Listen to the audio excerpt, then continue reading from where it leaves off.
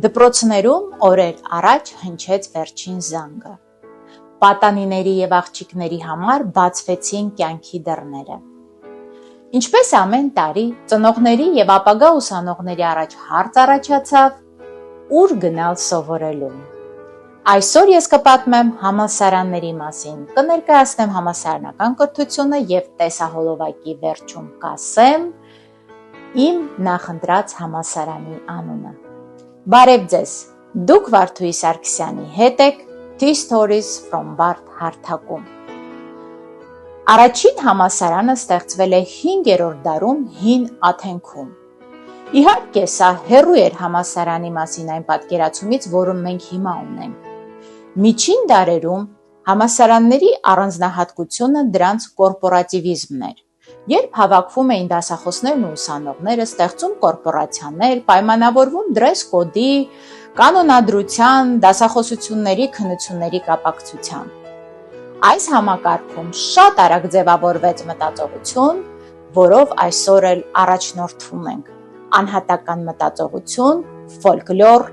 բանավեճեր։ Դուք օգնում եք Հայաստանը կործանող խառնագիչներին։ Այդ ես օգնեմ։ Ես ազնիվ մուզիկանտ, այդ դուք կործանել Արմենիա։ Միջնադարյան համալսարանական կրթությունը շատ շուտով հակադրվեց իմպերիալիստականին և դարձավ ուժ։ Նապոլեոն Բոնապարտը հրամայեց փակել բազմաթիվ համալսարաններ, ոչնչացնել գրադարաններ։ Այստեղ պատմական անդրադարձ կատարենք Սուրբ Ղազար կղզում տեղակայված Մխիթարյան ճեմարան, որտեղ պահվում են 4000-ից ավելի հայերեն մատյանների հավաքածուներ։ Սա առանձին հոլովակի թեմա է, կանդրադառնանք մեկ ուրիշ անգամ։ Բոնապարտը հրամայում է փակել նաև այս հաստատությունը, բայց ճեմարանի աբբահայր Ստեփանոս Ագունցը մի այնպիսի նամակով է դիմում կայսրին, որ կարողանում է փրկել հաստատությունը։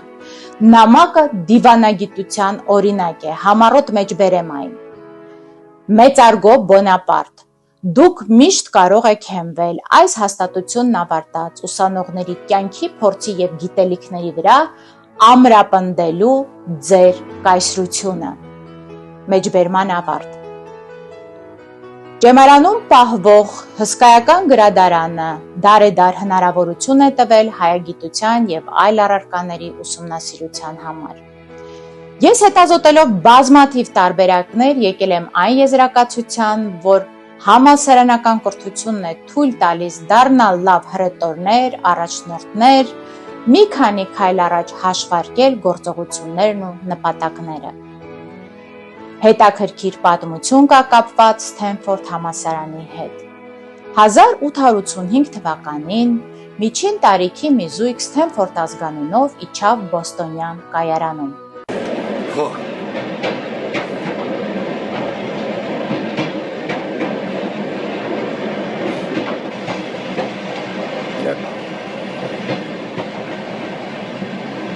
Я сам терпеть не могу грязную обувь.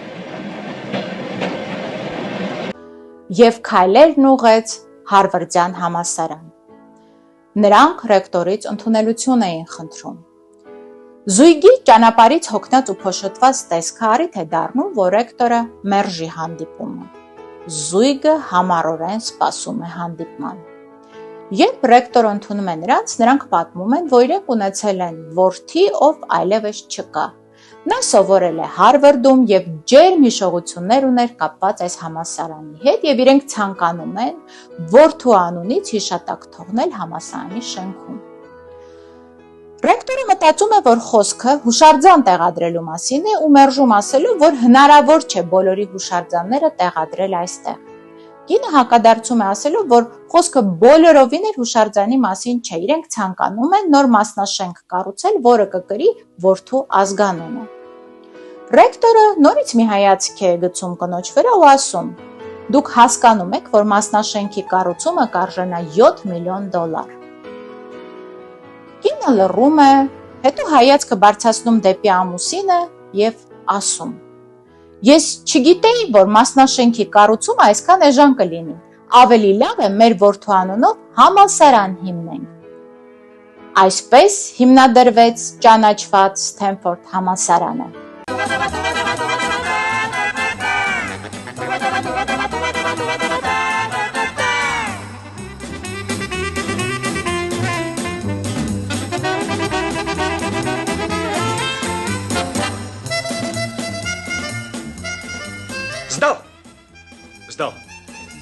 Сколько?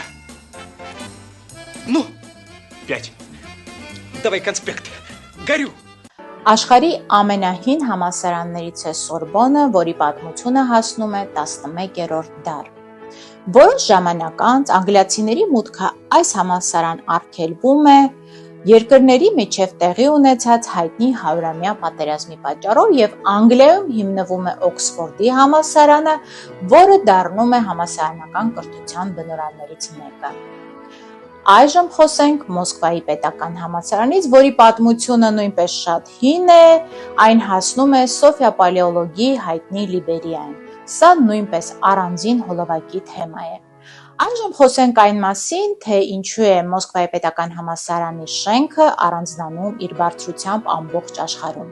1949 թվականին, երբ քննարկվում էր Մոսկվայի պետական համալսարանի նախագիծը, որի ճարտարապետն էր Բորիս Իոֆանը, Ստալինը հարցնում է, թե ինչու է շենքը 6 հարկանի։ Ճարտարապետը բացատրում է, որ ամբողջ աշխարհում ընդունված է համալսարանները կառուցել 4-ից 6 հարկանի եւ հետո այնտեղ նախատեսված չեն վերելակներ։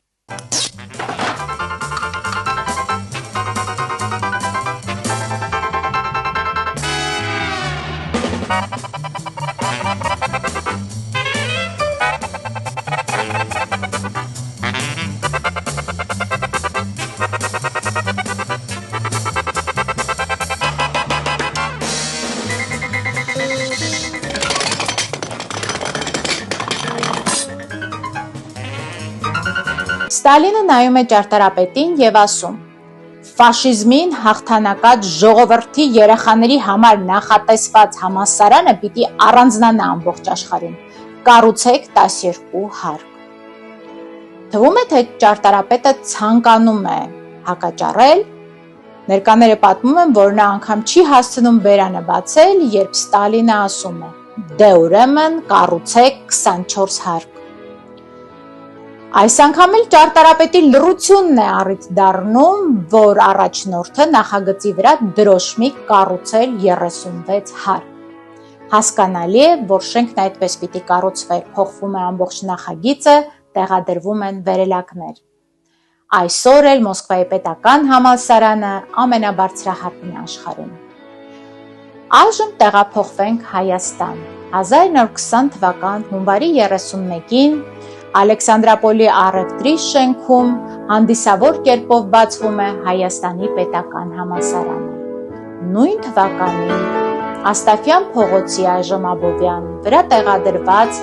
սև տուֆով կառուցված շենքի առաջին հարկում բացվում է Երևանի պետական համալսարանը, որի առաջին ռեկտոր Յուրի Ղամբարյանի ջանքերով հրավիրվում են այնպիսի հանրաճանաչ մասնագետներ, ինչպիսիք են Հակոբ Մանանդյանը, Մանուկ Աբեղյանը, Աշխարհաբեկ Խալանթարը եւ ուրիշներ։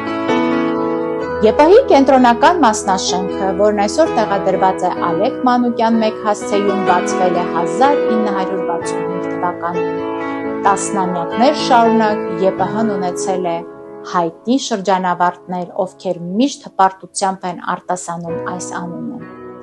Իմիջիալոց տեսահոլովակի սկզբում ես ձեզ խոստացել էի ասել այն համալսարանի անունը, որն ինքս եմ անում։ Դա Երևանի պետական համալսարանն է, որի շրջանավարտն եմ հանդիսանում նաև ես։ Սա համաշխարհային մտքի բաստիոն է,